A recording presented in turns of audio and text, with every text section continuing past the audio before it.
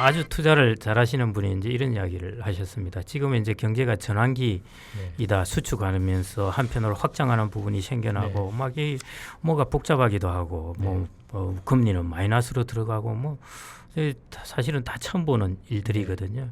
그래서 이제 누가 이런 투자건을 가지고 올라왔더라고 그럽니다. 이제 유럽 같은 경우 아까 말씀드렸듯이 독일, 프랑스 다 마이너스 금리지 않습니까? 근데 이제 부동산에 투자하는 건인데 9% 수익률을 들고 왔더랍니다. 그래서 보지도 않고 리젝트 하셨답니다. 그게 뭐냐면은 거기는 금리가 마이너스인 동네에서 9%의 수익률을 주는 자산 이라는 것도 부동산 자산으로 거의 확정적으로 준다는 자산은 그거는 틀림없이 불량 자산일 것이다. 우량 자산이 아닐 거라는 것이죠. 우량 자산은 국채인데 그거는 마이너스 0.6%를 주겠다는데 어떻게 9%를 줄 수가 있느냐. 그거는 보나 안 보나 불량 자산이다. 는 것인데요. 이제 이렇게 초저금리가 될 때 제일 우리가 유혹을 받기 쉬운 것이 고금리 유혹입니다. 예를 들어 우리가 아마존 주식을 사라, 그 다음에 클라우드 주식을 사라 이런 거는 그런 종류에 속하지는 않습니다. 이거는 그런 종류에 속하지는 않는데 금리가 1%인데 5%를 드릴게요.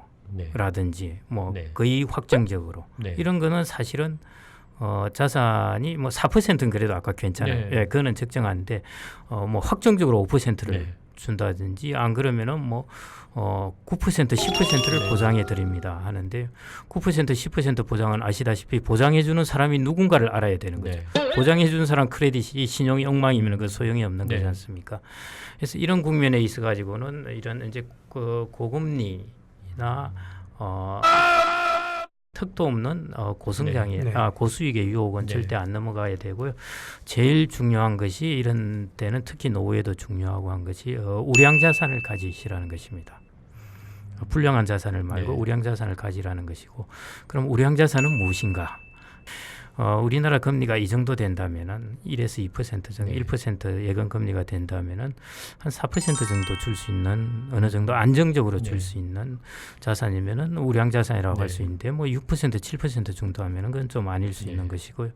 예를 들어 우리가 글로벌 기업의 아마존이라든지 페이스북이라든지 이런 것들은 이제 보면은 우리가 우량한 기업이라고 해도 당연히 알지 않습니까? 삼성전자라든지 이제 이런 자산을 가지라는 것이죠. 노후에는 특히 이런 우량 자산을 꼭 좀 가지시라고 마지막으로 당부드리고 싶습니다. 네.